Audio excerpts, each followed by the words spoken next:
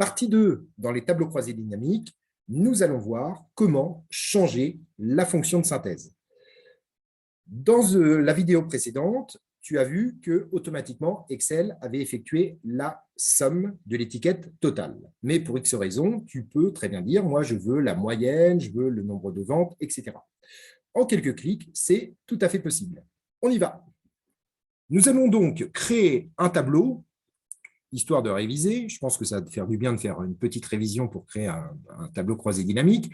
On va faire un tableau qui nous donne tout simplement la somme par type de client et destination.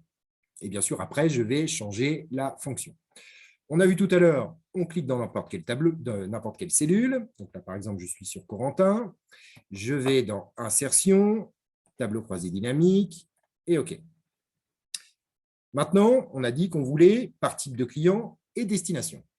Je vais donc prendre l'étiquette type de client qui est ici et je vais la glisser dans colonne.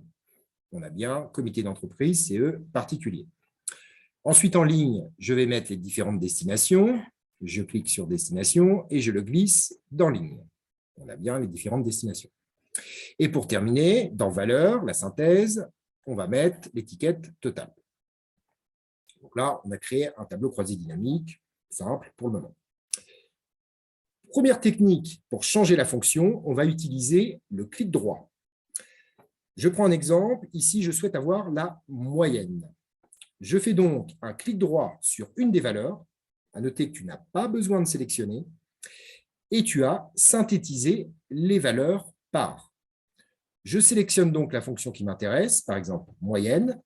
Et là, automatiquement, là on est bien en dynamique, il m'a effectué la moyenne des ventes par destination et évidemment type de client.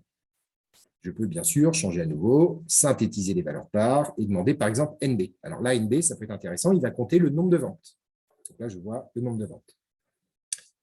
Deuxième technique pour changer la fonction, complètement ici à droite, dans valeur, tu as le nom de ta fonction, par exemple nombre de total, ça peut être somme de total, ça dépend ce que tu as pris. Tu cliques sur le petit sélecteur et tu as paramètres de champ de valeur. Donc là, je clique sur paramètres de champ de valeur et là, idem, je peux changer la fonction. Par exemple, là, je vais prendre min et je fais OK. Et là, il m'a affiché la valeur la plus faible. D'accord? Donc, il suffit juste de cliquer ici, paramètres de champ de valeur. Et je change la fonction.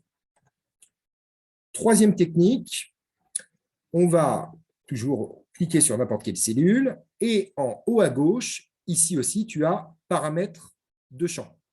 Je clique dessus et là, je peux changer. Je remets somme, par exemple, et je clique sur OK.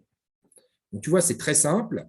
On a plusieurs. Alors, il y a d'autres possibilités. Là, je vous en montre que 3, mais c'est très simple.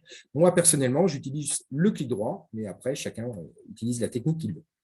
Alors, certains d'entre vous vont me dire, oui, mais Stéphane, OK, c'est bien, j'ai la somme, mais imaginons, je veux la somme, mais aussi, pourquoi pas, le nombre de ventes ou la somme et la moyenne, etc. Bien sûr que si, c'est possible. On a la possibilité de faire plusieurs calculs, heureusement. Donc là, par exemple, nous avons la somme de total. Et je dis, OK, j'ai la somme, mais je voudrais aussi la moyenne. Pas de problème, je clique sur total et je vais l'ajouter une seconde fois dans valeur. Donc là, on remarque, cette fois-ci, tu vois, j'ai une deuxième colonne, somme de total. Donc là, il a mis 2, normal, puisque c'est la deuxième fois que je mets l'étiquette. Okay, donc là, on a 2 fois la somme. Ensuite, je vais dire, voilà, la deuxième colonne de chaque, je veux la mettre en, on va dire, qu'est-ce qu'on va prendre? La moyenne, par exemple.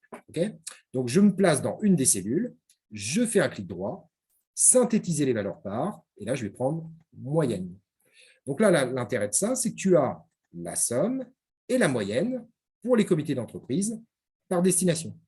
Idem pour les particuliers, on a la somme pour les particuliers et la moyenne. Okay, alors, je peux changer. Par exemple, ça peut être intéressant. Tu veux savoir, ça c'est bien dans les statistiques, dire, voilà, j'ai fait un chiffre d'affaires de temps pour tant de ventes. Donc là, je vais compter. Donc là, on va changer moyenne. On va refaire un clic droit. Et là, je vais faire synthétiser les valeurs par et je vais prendre NB. Donc là, on voit par exemple que pour les comités d'entreprise, j'ai effectué 13 ventes en Afrique pour un chiffre d'affaires de 244 110 €.